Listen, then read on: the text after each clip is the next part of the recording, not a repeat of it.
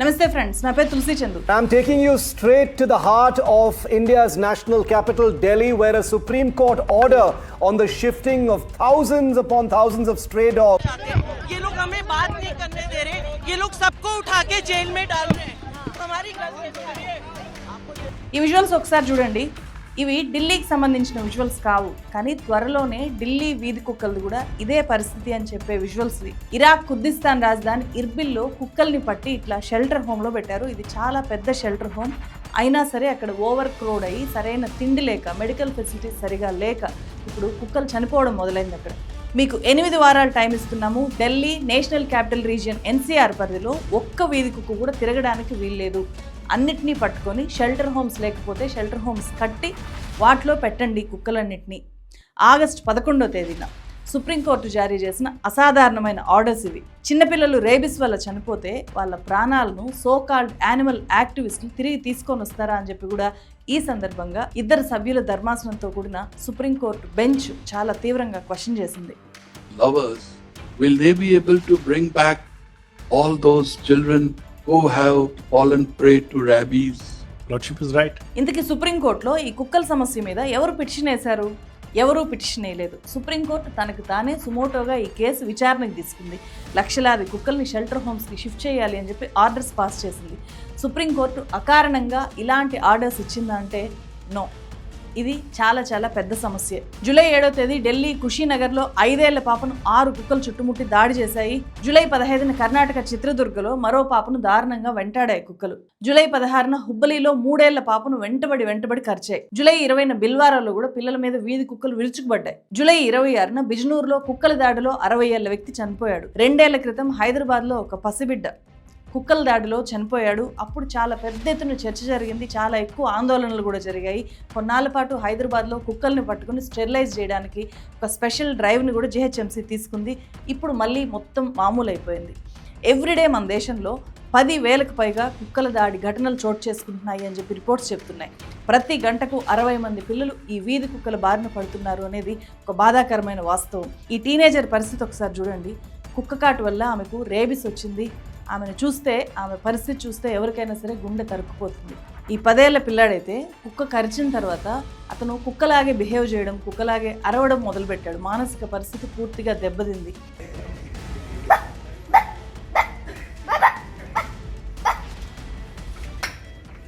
ఇది 5 ఏళ్ల క్రితం నాటి వీడియో. ఇప్పుడు ఇతని పరిస్థితి ఎలా ఉంది, అసలు ఇతను ఉన్నాడా లేదా అని కూడా చెప్పలేని పరిస్థితి. రేబిస్ వైరస్ సోకిన కుక్క మనిషిని కరిస్తే దాని లాలాజలం మన బాడీలోకి వెళ్తే మొత్తం సెంట్రల్ నర్వస్ సిస్టమ్ డ్యామేజ్ అవుతుంది. బతికే అవకాశం దాదాపుగా ఉంటుంది. పిల్లి, గబ్బిలము, కోతుల వల్ల కూడా రేబిస్ వస్తుంది. కానీ మన దేశంలో 95% రేబిస్ మరణాలకు కుక్క కాటే కారణంగా ఉంది. ప్రపంచ ఆరోగ్య సంస్థ WHO లెక్కల ప్రకారం మన దేశంలో ప్రతి సంవత్సరము 37 లక్షలకు పైగా కుక్కకాటు కేసులు నమోదవుతున్నాయి. 18 నుంచి 20 వేల మంది రేబిస్తో చనిపోతున్నారు ప్రతి సంవత్సరం. మనం ప్రపంచంలోనే టాప్ ఈ కుక్కకాటు మరణాల్లో. లక్షల్లో నమోదవుతున్న ఈ కేసుల గురించి విన్న తర్వాత రేబిస్ సోకి చనిపోయిన ఆ బాధితుల కుటుంబాల ఆవేదన అర్థం చేసుకుంటే మనకు ఖచ్చితంగా సుప్రీంకోర్టు చాలా మంచి పని చేసింది అని అనిపిస్తుంది. కుక్కల పీడ ఇంతటితో పోతుంది అని చెప్పి కూడా అనిపిస్తుంది. అన్ని రాష్ట్రాలు సుప్రీంకోర్టు ఇచ్చిన గైడ్ లైన్స్ ఫాలో అయితే ఇక వీధి కుక్కల సమస్య మన దేశంలో ఉండదు అని కూడా అనిపిస్తుంది మనకు. కానీ కుక్కల సమస్యకు నిజంగా కుక్కలే కారణమా? కొంచెం లోతుగా ఆలోచిద్దామా? మొత్తం విషయాలు బ్రేక్ డౌన్ చేసి చాలా ఈజీగా అర్థమయ్యేలాగా నేను చెప్తాను. పేదరికం పోవాలి అంటే పేదల్ని లేకుండా చేయడం ఎలా పరిష్కారం కాదో, కుక్కల సమస్యకు కుక్కల్ని లేకుండా చేయడం అనేది పరిష్కారం కాదు. మరి అసలు సొల్యూషన్ ఏంటి? ఇది ఢిల్లీ సమస్య కాదు, మన దేశంలో ఉండే ప్రతి గల్లీది ఇదే సమస్య. ఈ సమస్యకు సొల్యూషన్ ఏంటో కూడా ఈ వీడియోలో డిస్కస్ చేద్దాము. ఈ ఛానల్ని మీరు ఫస్ట్ టైం చూస్తుంటే మస్ట్గా సబ్స్క్రైబ్ చేయండి. ఈ వీడియోని మీరు లైక్ చేస్తే ఇది ఎక్కువ మందికి రీచ్ అవుతుంది. అలా రీచ్ అవ్వాల్సిన వీడియో ఇది. వీధి కుక్కల విషయంలో సుప్రీంకోర్టు ఆదేశాలతో 2 ఆర్గ్యుమెంట్స్ చాలా బలంగా వినిపిస్తున్నాయి. ఒకటి pro to dogs, 2 against to dogs. ముఖ్యంగా జంతు ప్రేమికులు, ప్రకృతి ప్రేమికులు సుప్రీంకోర్టు తీర్పు మీద తీవ్ర ఆగ్రహం ప్రకటిస్తున్నారు.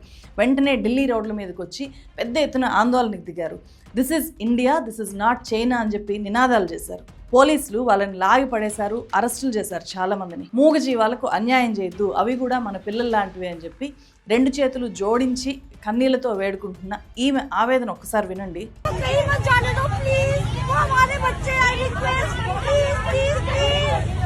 మనుషులు చేసే పాపానికి వీధి కుక్కల్ని బలి చేస్తారా అని చెప్పి అడుగుతున్న వీళ్ళ ప్రశ్నకు సమాధానం ఎవరు చెప్పాలి? సుప్రీంకోర్టు తీర్పు ఏ స్థాయిలో వివాదమైందంటే న్యాయస్థానం బయట ఇటు యానిమల్ లవర్స్ అటు న్యాయవాదులు ఒకరినొకరు కొట్టుకునేలాగా వెళ్ళింది పరిస్థితి. కేవలం జంతు పరిరక్షకులు మాత్రమే కాదు, రాజకీయ నాయకులు, సెలబ్రిటీసు సుప్రీంకోర్టు తీర్పు మీద భిన్నాభిప్రాయాలు వ్యక్తం చేస్తున్నారు. స్వయంగా కుక్కను పెంచుకుంటున్న రాహుల్ గాంధీ సుప్రీంకోర్టు తీర్పు మీద చాలా తీవ్రంగా స్పందించారు. మానవత్వాన్ని, సైన్స్ను వీడి దశాబ్దాల వెనక్కు వెళ్తున్నాము అని చెప్పి ఆయన ట్వీట్ చేశారు. డాగ్స్ మాస్ రీలొకేషన్ ఏమాత్రం ఆచరణ సాధ్యం కాదు అని చెప్పి సుప్రీంకోర్టు తీర్పు అమలు చేయాలి అంటే 15,000 కోట్లు ఖర్చు అవుతుంది అని చెప్పి జంతు ప్రేమికురాలు, కేంద్ర మాజీ మంత్రి, బీజేపీ నాయకురాలు, మాజీ ఎంపీ, ప్రముఖ యానిమల్ యాక్టివిస్ట్ ఆమె మేనకా గాంధీ చెప్పుకొచ్చారు. అంతేకాదు కుక్కలు లేని సిటీస్లో కొత్త కొత్త సమస్యలు ఎలా వస్తాయో కూడా ఆమె చాలా క్లియర్గా చెప్పారు. The child was not attacked and killed by dogs. The child and the parents have confirmed that the child died of meningitis. Covid టైంలో కుక్కలకు ఆహారం పెట్టండి అని చెప్పి స్వయంగా మన మోదీ మన్ కీ బాత్లో చెప్పారు కదా, ఆయన మీద నాకు చాలా నమ్మకం ఉంది అని చెప్పి మేనకా గాంధీ అంటున్నారు. ఇంతకు మన్ కీ బాత్ అప్పుడు నరేంద్ర మోదీ ఏం చెప్పారో ఒకసారి చూడండి. ब्रीड के डॉग्स भी बहुत अच्छे होते हैं. हिमाचली हाउंड है, ये बहुत ही अच्छी नस्लें हैं. चिप्पी पराई और कोम्बाई भी बहुत शानदार इंडियन ब्रीड्स हैं. अगली बार जब भी आप डॉग पालने की सोचें, आप जरूर इनमें से ही किसी इंडियन ब्रीड के डॉग को घर लाएं. మోదీ అప్పుడు ఇలా చెప్పారు కదా, మరి ఇప్పుడు కేంద్ర ప్రభుత్వ వాదన ఏంటో కూడా మీకు కాసేపటి తర్వాత అర్థమైపోతుంది. సుప్రీంకోర్టు ఆదేశాల మీద చాలామంది సెలబ్రిటీస్ కూడా అసంతృప్తి వ్యక్తం చేశారు. బాలీవుడ్ నటులు జాన్ అబ్రహాము, జాన్వీ కపూరు, తెలుగు నటుడు, డైరెక్టర్ అడవి శేష్, ఇలా అనేక మంది సినీ పొలిటికల్ సెలబ్రిటీస్ ఈ సుప్రీంకోర్టు తీర్పును డైరెక్ట్గా తప్పుపట్టారు. ఇది చాలా క్రూయల్ చర్య అన్నారు. ఈ తీర్పును వెనక్కి తీసుకోవాలి అని చెప్పి సుప్రీంకోర్టు చీఫ్ జస్టిస్కు వేలాది లెటర్స్ రాస్తున్నారు. స్ట్రే డాగ్స్ మాస్ రీలొకేషన్ పేరుతో ప్రభుత్వమే వీధి కుక్కల్ని సామూహికంగా హత్య చేయడానికి ప్రయత్నం చేస్తోంది. ఇలాంటి తీర్పులతో మూగజీవాలకు మరణ శాసనాలు రాయొద్దండి అని చెప్పి నటి సదా తీవ్ర ఆవేదనగా రిలీజ్ చేసిన వీడియో విపరీతంగా వైరల్ అయింది. थी भी नहीं वो डेथ जो लड़की की हुई है, उसको लेके 3 lakhs dogs are going to be relocated or rather killed. తీవ్ర అభ్యంతరాలు, నిరసనల నేపథ్యంలో సుప్రీంకోర్టు త్రిసభ్య ధర్మాసనాన్ని ఏర్పాటు చేసింది. ఆ త్రిసభ్య ధర్మాసనము ఆగస్టు 14వ తేదీన ఇంకొకసారి దీని మీద విచారణ చేసింది. ఈ సందర్భంగా సుప్రీంకోర్టులో కేంద్ర ప్రభుత్వం తరఫున సొలిసిటర్ జనరల్ తుషార్ మెహతా అత్యంత విచిత్రమైన ఒక వాదన వినిపించారు. ఆ వాదన వింటే మొత్తం కేంద్ర ప్రభుత్వ వాదన ఇది అనేది మనకు ఈజీగా అర్థమవుతుంది.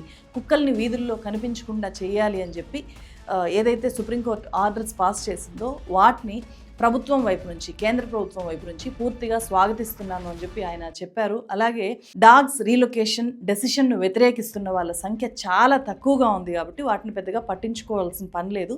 డాగ్స్ వల్ల ఇబ్బంది పడ్డ వాళ్ళ సంఖ్య ఎక్కువగా ఉంది కాబట్టి ఇక్కడ మెజారిటీ వైపే మీరు మొగ్గు చూపాలి అనేలాగా అతను సుప్రీంకోర్టుకు చెప్పారు. పైగా ఇంకొక విచిత్రమైన వాదన ఏంటి తెలుసా ఇతను ముందు తీసుకొని వచ్చింది? మాంసాహారం తింటూ జంతువుల మీద ప్రేమ ఒలకబోస్తున్నారు అని చెప్పి ఇతను అంటున్నారు. అంటే మాంసాహారం తింటున్న వాళ్ళకి జంతువుల మీద ప్రేమ ఎలా ఉంటుంది అనేది ఇతని ప్రశ్న అనమాట సుప్రీంకోర్టు ముందు. ఆయన దృష్టిలో మాంసాహారం తింటున్నారు అంటే వాళ్ళలో క్రూరత్వం ఉంది, వాళ్ళు క్రూరులు అని అర్థము, వాళ్ళకి జంతువుల పట్ల ప్రేమ, దయ, జాలి లాంటివి ఏవి ఉండవు అని చెప్పి అతను చెప్తున్నారు. సో ఇది ఏమైనా లాజిక్కా, బుర్రుండే లాజిక్కేనా ఇది అని చెప్పి ఇది వింటే మనకు అనిపిస్తుంది. ఇతను ఇండైరెక్ట్గా చెప్తుంది ఏంటంటే నాన్ వెజ్ తినే వాళ్ళంతా కూడా క్రూరంగా ఉంటారు, ప్రభుత్వాన్ని ఇరుకున పెట్టడానికి మాత్రమే ఇప్పుడు కుక్కల మీద వీళ్ళు లేని ప్రేమను ఒలకబోస్తున్నారు అని చెప్తున్నారు. సో ఆయన దృష్టిలో ఆవు మాత్రమే జంతువు, లేకపోతే కేంద్ర ప్రభుత్వం దృష్టిలో ఆవు మాత్రమే జంతువు, కుక్క కాదు. ఆవుకు ఎక్కువ హక్కులు ఉంటాయి, కుక్కలకు తక్కువ హక్కులు ఉంటాయి.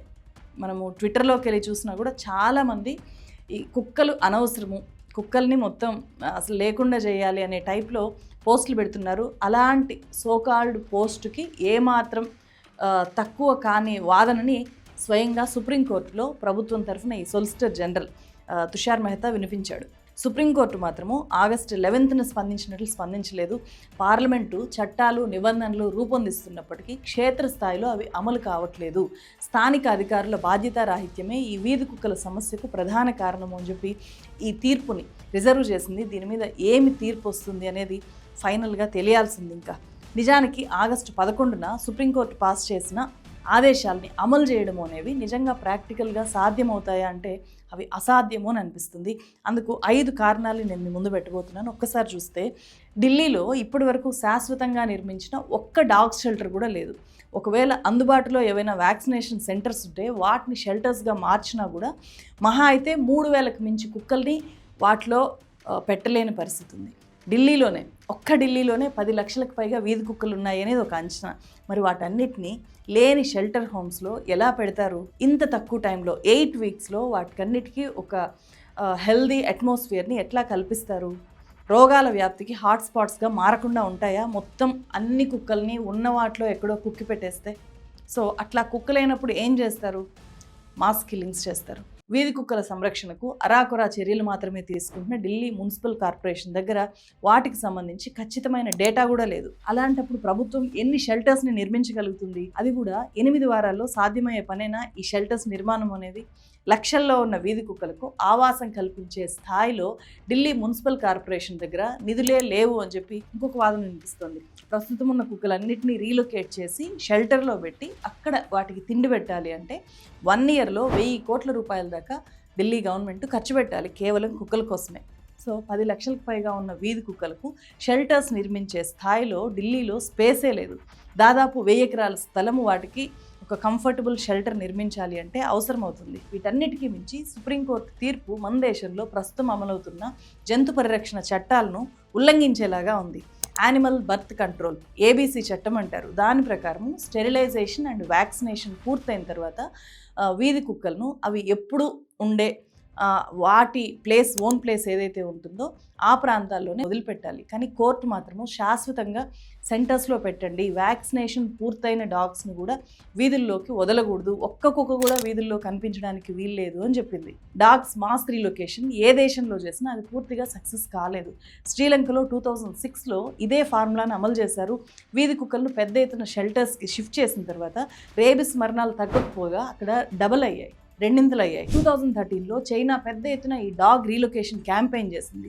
ఏకంగా 70% వీధి కుక్కలు సరైన సదుపాయాలు లేక, ఆకలి తట్టుకోలేక అనేక వ్యాధులతో ప్రాణాలు కోల్పోయాయి. సో రీలొకేషన్ చేసిన ఏ దేశంలో కూడా ఆ ఫార్ములా సక్సెస్ అవ్వలేదు. అలాగే జంతు ప్రేమికుల ఆందోళన వెనుక ఇంకొక ముఖ్యమైన రీజన్ ఉంది. దాని పేరే vacuum effect. Animal population control చేసే సందర్భంలో ప్రపంచవ్యాప్తంగా ఈ వాక్యూమ్ ఎఫెక్ట్ అనే పదము చాలా ఎక్కువగా వినిపిస్తూ ఉంటుంది. ఏదైనా ఒక ప్రాంతం నుంచి జంతువుల్ని బలవంతంగా ఇంకో ప్రాంతానికి షిఫ్ట్ చేస్తే ఒరిజినల్ ఏరియాకు అంతకంటే పెద్ద సంఖ్యలో మళ్ళీ జంతువులు వస్తాయి అనేది ఈ వాక్యూమ్ ఎఫెక్ట్ అనమాట.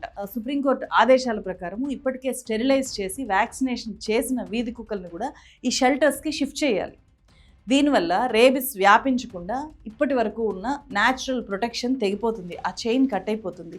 దీన్నే ప్రపంచ ఆరోగ్య సంస్థ వాక్యూమ్ ఎఫెక్ట్ అంటోంది. మనకు బాడీ గార్డ్స్ లాగా ఉండే వ్యాక్సినేటెడ్ డాగ్స్ని కూడా తీసుకెళ్ళి ఈ షెల్టర్స్లో పడేస్తే ఇక రేబిస్ ఎలా కంట్రోల్ అవుతుంది అనేది వెట్ డాక్టర్ తాన్య ఇలా క్వశ్చన్ చేస్తున్నారు. ఒక్కసారి చూడండి ఆమె ఏం చెప్తుందో. షెల్టర్ హోమ్స్లో ఖచ్చితంగా కుక్కలకి తిండి పెట్టాలి, వాటి హెల్త్ కేర్ చూసుకోవాలి.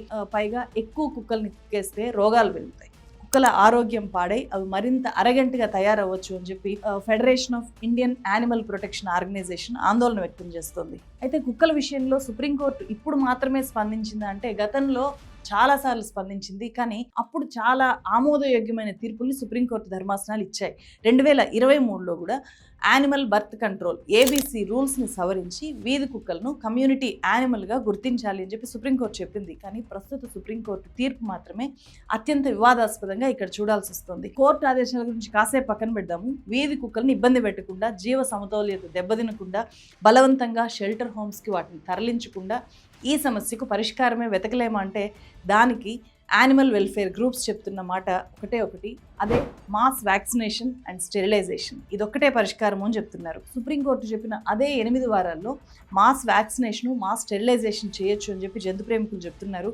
రోజుకి కనీసం 20,000 కుక్కలకు 50 రోజుల్లోనే 10 లక్షల వీధి కుక్కలకు ఈ వ్యాక్సినేషన్ పూర్తి చేయొచ్చు. షెల్టర్స్ ఏర్పాటు చేసి వాటిని శాశ్వతంగా మెయింటైన్ చేయాలి అంటే 1,000 కోట్ల రూపాయలు ఖర్చు అవుతుంది కదా. అదే వ్యాక్సినేషన్ కోసము, స్టెరిలైజేషన్ కోసం అంత ఖర్చు పెట్టక్కర్లేదు. ఒక కుక్కకి యాంటీ ర్యాబిస్ వ్యాక్సిన్ వేయాలి అంటే 301 రూపాయలతో అయిపోతుంది. వాటికి పిల్లలు పుట్టకుండా చేసే ఈ స్టెరిలైజేషన్ సర్జరీ ఏదైతే ఉందో దాని ఖర్చు ఒక్కో కుక్కకి 1580 రూపాయల నుంచి అంచనా వేస్తున్నారు. ఇవి రెండు వన్ టైం ఇన్వెస్ట్మెంట్ గవర్నమెంట్స్కి. ప్రభుత్వం ఒక్కసారి ఖర్చు చేస్తే ఈ సమస్య శాశ్వతంగా పరిష్కారం అవుతుంది. అందుకు గోవా బెస్ట్ ఎగ్జాంపుల్గా ఇక్కడ చెప్పుకోవాలి. 2017 నుంచి ఇప్పటిదాకా గోవాలో ఒక్క రేబిస్ మరణం కూడా నమోదు అవ్వలేదు. ఇది వాస్తవం. రేబిస్ కంట్రోల్డ్ ఏరియాగా గోవాకు ప్రపంచవ్యాప్తంగా గుర్తింపు ఉంది. మనకు తెలుసు కదా, గోవాలో టూరిస్టులు చాలా ఎక్కువ. అక్కడ ఒకప్పుడు డాగ్ సమస్య కూడా చాలా ఎక్కువగా ఉంది. స్ట్రీట్ డాగ్స్ కరవడము ఇలాంటివి ఎక్కువగా ఉంటే ఒక పెద్ద డ్రైవ్ తీసుకున్నారు గోవాలో. స్ట్రే డాగ్స్ను బలవంతంగా షెల్టర్స్కి తరలించడం లాంటి అసాధారణ చర్యలేమీ లేకుండానే వీధి కుక్కల సమస్యకు గోవా గవర్నమెంట్ ఒక పర్ఫెక్ట్ సొల్యూషన్ చూపించింది. దాన్ని అర్థం చేసుకోవాలి. ఇక్కడ స్టేట్ గవర్నమెంట్స్ అర్థం చేసుకోవాలి, సెంట్రల్ గవర్నమెంట్ అర్థం చేసుకోవాలి, సుప్రీంకోర్టు కూడా దాని మీద స్టడీ చేయాలి. సో డాగ్ వ్యాక్సినేషన్ ప్రోగ్రామ్ను లార్జ్ స్కేల్లో టేకప్ చేసి గోవాలో సక్సెస్ చేసి చూపించారు. లక్షలాది వీధి కుక్కలకు స్టెరిలైజ్ చేసి వ్యాక్సిన్ చేశారు. టెక్నాలజీని వాడుకొని గేమ్ చేంజింగ్ టూల్స్తో రియల్ టైంలోనే మాస్ వ్యాక్సినేషన్ ఎట్లా చేయాలో మానిటర్ చేశారు. డాగ్ పాపులేషన్ మేనేజ్మెంట్ కోసం ఉపయోగించారు. World wide veterinary service WVS అంటారు. WVS యాప్ని వాళ్ళు వాడుకున్నారు. ప్రతి నెల కనీసం 6000 కుక్కలకు తగ్గకుండా వ్యాక్సినేషన్ చేయించి గోవా మొత్తం వ్యాక్సినేషన్ కార్యక్రమాన్ని పూర్తి చేసింది. అలాగే పెరుగుతున్న వీధి కుక్కల జనాభాను వాళ్ళు చాలా వరకు నియంత్రించగలిగారు. అలాగే స్కూల్ ఎడ్యుకేషన్లో కూడా ఈ రేబిస్ అవేర్నెస్ గురించి వాళ్ళు పాఠ్యాంశాల్లో చేర్చారు. వీటన్నిటి వల్లే గోవా ఇప్పుడు రేబిస్ ఫ్రీ స్టేట్ అయింది. గోవా మోడల్ని అన్ని రాష్ట్ర ప్రభుత్వాలు కానీ ఏకంగా కేంద్ర ప్రభుత్వం కానీ ఎందుకు టేకప్ చేయకూడదు, ఎందుకు స్టడీ చేసి దాన్ని మొత్తం ఇంప్లిమెంట్ చేయకూడదు? ఆ మోడల్ని పరిష్కారం మన దేశంలోనే పెట్టుకొని కుక్కల్ని నిర్మూలించాలి అనేలాంటి తీవ్రమైన నిర్ణయాలు తీసుకోవడం అనేది ఇక్కడ డైజెస్ట్ చేసుకోలేము. సుప్రీంకోర్టు తీర్పులు, ప్రభుత్వ విధానాలు, జంతు ప్రేమికుల ఆందోళనలు వీటన్నిటికీ మించి ప్రతి ఒక్కరం ఆలోచించాల్సింది ఒక కోణం ఉంది. అదే మానవత్వం. ఈ ప్రకృతిలో భాగమైన ప్రతి జీవికి జీవించే హక్కు ఉంది. మనుషులకు ఎంత హక్కు ఉందో కుక్కలకు అంతే హక్కు ఉంటుంది. ఒక చీమకు కూడా అంతే హక్కు ఉంటుంది. సో మనకు నోరు ఉన్నంత మాత్రాన, మనకు పవర్ ఉన్నంత మాత్రాన మనకు ఎక్కువ హక్కులు ఉంటాయని మనం అనుకుంటాము. కానీ ప్రకృతి దృష్టిలో ఒక చీమైనా ఒక మనిషి అయినా ఒకటే. మనం ఆవుల్ని జాగ్రత్తగా కాపాడుకోవాలి, అంతే జాగ్రత్తగా కుక్కల్ని కూడా కాపాడుకోవాలి. వేటి పాత్ర వాటికే ఉంటుంది ప్రకృతిలో. సో మనుషులంతా మంచోళ్ళు ఎలా కారో అలాగే కుక్కల్లో కూడా రకరకాల స్వభావాలు ఉంటాయి, రకరకాల మైండ్ సెట్స్ ఉంటాయి. సో అట్లాంటి కారణాలతో అవి మనుషుల మీద దాడి చేస్తుంటాయి. దానికి పరిష్కారము మొత్తం కుక్కలన్నిటినీ నిర్మూలించేలాగా షెల్టర్ హోమ్స్ కట్టి అక్కడ పెట్టడము, బంధించడము అయితే ఖచ్చితంగా కాదు. ఒక దేశం ఎంత ప్రగతి సాధించిందో తెలుసుకోవాలి అంటే ఆ దేశం తన దేశంలో ఉండే జీవరాశుల్ని ఎలా హక్కున చేర్చుకుంటుందో చూడాలంట. సో ఇది మహాత్మా గాంధీ చెప్పిన కొటేషన్. వీధి కుక్కల విషయంలో మనం ఎంత ఉదారంగా ఉన్నాము, మన గవర్నమెంట్స్ ఎంత ఉదారంగా ఉన్నాయి అనేది ఆలోచించుకోవాలి. ప్రజల యాక్టివ్ ఇన్వాల్వ్మెంట్ లేకుండా ప్రతిదీ గవర్నమెంట్సే చేయాలి, పూర్తిగా చేయాలి అంటే కూడా సాధ్యం కాదు. ప్రజలు ఏం చేయాలో ఆ అవేర్నెస్ కల్పించాల్సిన బాధ్యత గవర్నమెంట్ మీద ఉన్న ప్రజలుగా మనం కొన్ని చేయొచ్చు. చిన్న చిన్న టిప్స్ని మనం ఫాలో అవ్వచ్చు. మనం కుక్కలు అరగంటగా మారడానికి ప్రధాన కారణం వాటి ఆకలి కదా. మనం ఇంట్లో ఫుడ్ తిని వేస్ట్ ఫుడ్ని డస్ట్బిన్లో పడేస్తుంటాం. అట్లా వేసే బదులు బయటికి తీసుకెళ్ళి వీధి కుక్కల ముందు వేస్తే దానివల్ల వాటి ఆకలి తీరుతుంది, వాటిలో అరగెన్స్ పోతుంది, మన మీద ప్రేమ అవి ఖచ్చితంగా చూపిస్తాయి. ఎప్పుడూ చూపిస్తాయి, మనం పెట్టినా పెట్టకపోయినా చూపిస్తాయి చాలా కుక్కలు. సో ప్రభుత్వం కూడా ప్రజల్ని ఈ రకంగా ఎంకరేజ్ చేయాలి. వీధి కుక్కల్ని అడాప్ట్ చేసుకోవడాన్ని కూడా ప్రోత్సహించాలి. అలాగే ఎక్కువ అపార్ట్మెంట్స్ ఉండే చోట, కాలనీస్లో అక్కడ ఉండే వీధి కుక్కలకి చిన్న చిన్న ఫుడ్ పాయింట్స్ ఏర్పాటు చేయొచ్చు. జస్ట్ ఒక ప్లేట్ పెట్టి రోజు అక్కడ ఫుడ్ వేసేలాగా ఏర్పాటు చేసినా కూడా అలవాటు పడిపోతాయి. ఆ రకమైన ఇనిషియేటివ్స్ కూడా తీసుకోవచ్చు కమ్యూనిటీస్ వైజ్గా. పిల్లలకు కూడా మనం ఒక మంచి అలవాటుగా నేర్పించవచ్చు. నేను చేస్తున్నా కాబట్టి నేను మీకు చెప్తున్నాను. సో నేను మా ఇంట్లో ఎప్పుడు నాన్ వెజ్ వండినా కూడా కొన్ని ఎముకలు ఉంటాయి కదా, వాటిని పిల్లలతో తీసి పక్కన పెట్టించి పిల్లల్ని తీసుకెళ్ళి వీధి కుక్కలకి పెడతాం. సో దానివల్ల అవి మన మీద చాలా ప్రేమ చూపిస్తాయి. ఆ ప్రేమ పిల్లలకి తెలుస్తుంది. అపార్ట్మెంట్స్లో ఉండే వాళ్ళకి కుక్కలు ఎలా ఉంటాయి, కుక్కలతో ఎలా ఫ్రెండ్లీగా ఉండాలి అనేది ముఖ్యంగా పిల్లలకి అస్సలు తెలియదు. కాబట్టి మనము ఆ బాండింగ్ని వాళ్ళలో బిల్డ్ చేయొచ్చు. అట్ ద సేమ్ టైం వాళ్ళలో కుక్కల మీద ఉండే ఫియర్ కూడా పోతుంది. సో మనిషికి అనాది కాలం నుంచి కాపు కాస్తూ వస్తున్న ప్రియ నేస్తాలను బతికించుకునే మార్గాలు ఇప్పటికీ చాలా ఉన్నాయి. సో బతికించుకోవాలి అనే మనసు మనకు ఉండాలి. ప్రభుత్వాలు చేసే పని ప్రభుత్వాలు చేస్తూనే ఉంటాయి. ప్రజలుగా మనం కూడా భాగస్వాములు అయినప్పుడు ఈ సమస్య తేలిగ్గా పరిష్కారం అవుతుంది. మీరేమంటారు? మీరు ఎలాంటి మెథడ్స్ ఫాలో అవుతారు? మీకు ఈ వీధి కుక్కలతో ఎలాంటి ఎక్స్పీరియన్సెస్ ఉన్నాయి? కామెంట్ చేయండి. మరో వీడియోతో మళ్ళీ కలుస్తాం. Thank you so much.